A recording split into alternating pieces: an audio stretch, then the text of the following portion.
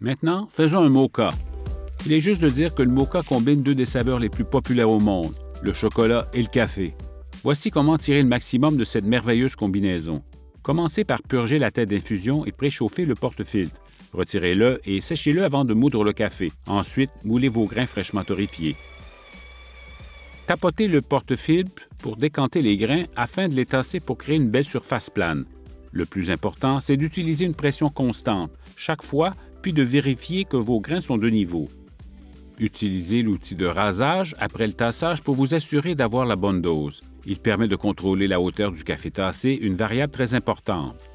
Placez fermement le porte-filtre dans la tête d'infusion. Avant de commencer l'extraction, placez votre tasse correctement. Ici, nous partageons notre dose en deux. Appuyez sur le bouton 2 tasses et laissez la machine faire ce qu'elle fait de mieux. L'espresso devrait couler des becs verseurs après environ 8 à 10 secondes. Ce qu'on recherche, c'est un liquide qui ressemble à du miel chaud.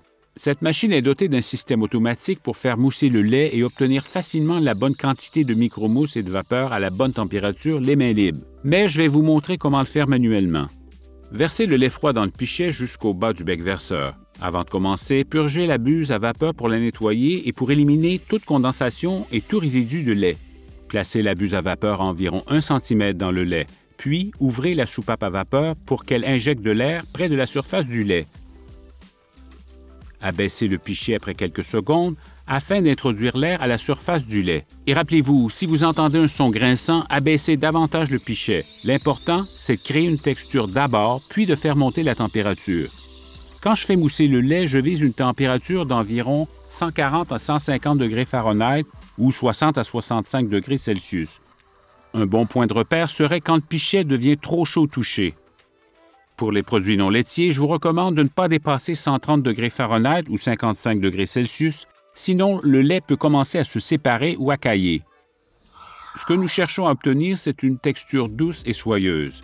Rappelez-vous d'agiter légèrement le pichet pour répartir l'air dans le liquide et mélanger les microbulles de manière égale. Une fois cette étape terminée, n'oubliez pas de purger la buse à vapeur pour éliminer tout résidu de lait à l'intérieur de la buse, puis essuyez-la avec un chiffon humide. Ensuite, ajoutez 2 cuillères à thé de boisson chocolatée en poudre de bonne qualité dans l'espresso, puis remuez le tout. J'aime aussi en saupoudrer un peu sur le dessus.